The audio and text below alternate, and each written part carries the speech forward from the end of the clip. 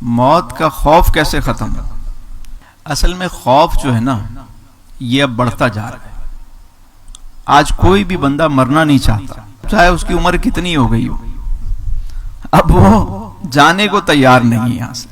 جبکہ موت تو ہمارے ساتھ ساتھ چل رہی ہوتی ہے. جب ہم پیدا ہوتے ہیں تو موت بھی ساتھ ساتھ چل رہی ہوتی ہے. بچپن جاتا ہے تو بچپن کی موت ہو جاتی ہے، جوانی گزری جوانی کی موت ہو گئی. چیزیں تو ساتھ ساتھ چل رہی ہوتی ہیں. کوئی عزیز چلا گیا تو عزیزوں کی موت ہو گئی.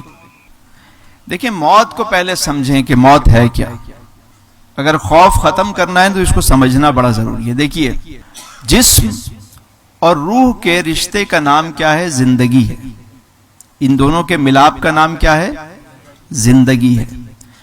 اور جسم اور روح کے جدا ہونے کا نام کیا ہے؟ موت ہے. روح تو جہاں سے آئی وہاں چلی گئی، جسم یہیں پہ بنا تھا یہیں رہ گیا. انسان مرتا کب ہے؟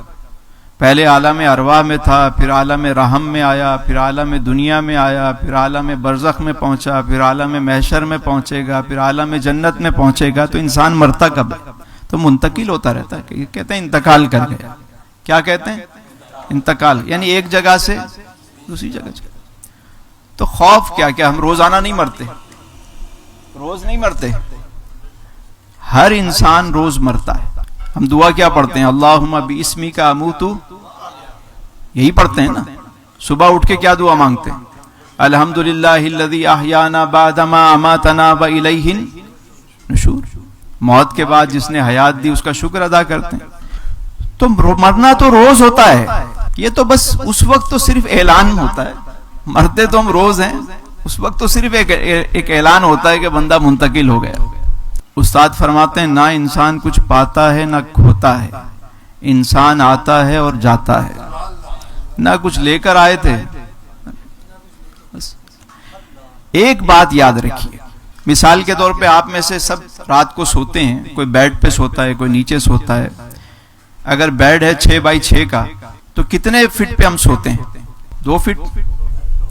کوئی چوڑا آدمی ہو تو 2.5 فٹ. اتنی جگہ لے گا نا. 2.5x6 کی جگہ پہ وہ سوتا ہے. اتنا ہی سوتا ہے نا وہ روزانہ.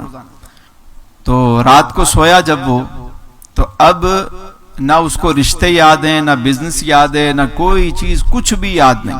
جب صبح اٹھتا ہے تو سب یاد آتا ہے. ہاں بھائی کیا ہوا، اچھا جی فون بھی دیکھنا ہے، یہ بھی دیکھنا، وہ بھی دیکھنا. ایسا ہی ہوتا ہے نا. جب سویا ہوا ہے تو اس کو کیا پتا. ہم جب سوتے ہیں تو یہ بھی ایک طرح کی موت ہے.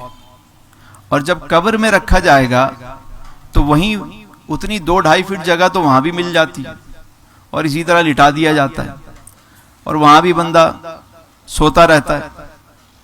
نیک لوگوں پہ تو وہ ٹائم اتنی تیزی سے گزرتا ہے کہ جب قیامت کے دن ان کو اٹھایا جائے گا، اٹھو بھائی چلو، کہیں ہاں محشر پپا ہے چلو. بھائی کتنا ٹائم سوئے تھے؟ نیک لوگ تو کہیں گے، ان کو بتائے، وہ ان سے پوچھا جائے گا تم کتنی دیر سوئے؟ وہ کہیں گے یہی کوئی عصر اور مغرب، ہم نے تو ابھی پاور نیپ لیا ہے، تھوڑی دیر سوئے تھے. بھائی صدیاں بیت گئیں، زمانے بیت گئے. قرآن کریم میں ہے نا سورہ کہف میں اصحاب کہف کا واقعہ. 300 سال تک، 309 سال سوتے رہے. جب اٹھے تو بھوک لگی ہوئی ہے، بھائی کھانا لینے جاتے ہیں. پکڑے گئے. پوچھا بھائی کتنی دیر؟ ہم تو صبح سوئے تھے، شام کو اٹھے. بولا بھائی یہ 300 سال ہو گئے سوئے ہوئے.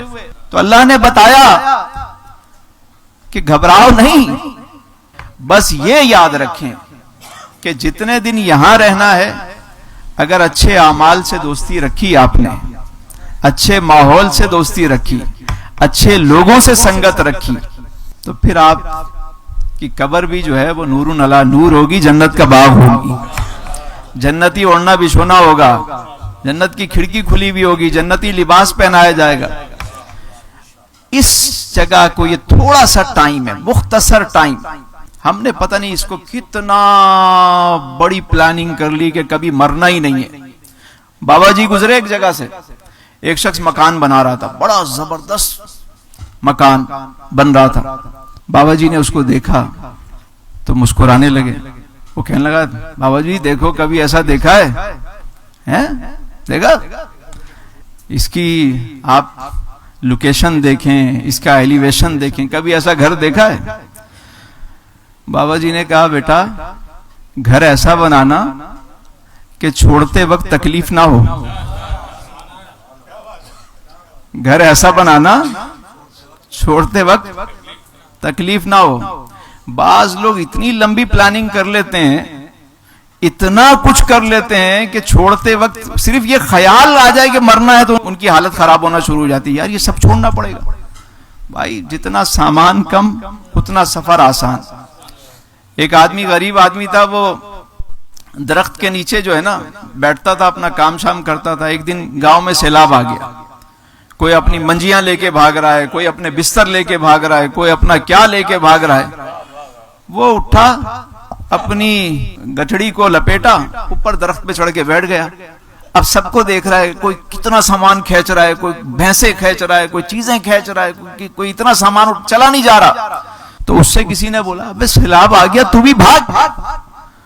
उसने कहा आज ते गरीबी दी चस आई है, आज तक गरीबी दी चस आई है, आज तो मजा आया गरीबी का।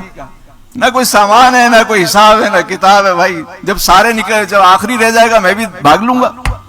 तो महशर के दिन भी जिसके पास कम होगा ना, वो बोलेगा भाई आज तो गरीबी दी चस आई है। अगर वो राजी रहा, गरीबी कौन सी अच्छी? जिसमें बंदा राजी हो। अमीरी कौन सी अच्छी? जिसमें बंदा राजी हो। वो गरीबी भी अच्छी नहीं है कि जिसमें बंदा राजी ना हो। बस जिस हाल में रब रखे राजी रहें, शुक्र अदा करते जाएं, नेमतें बढ़ती चली जाएंगी।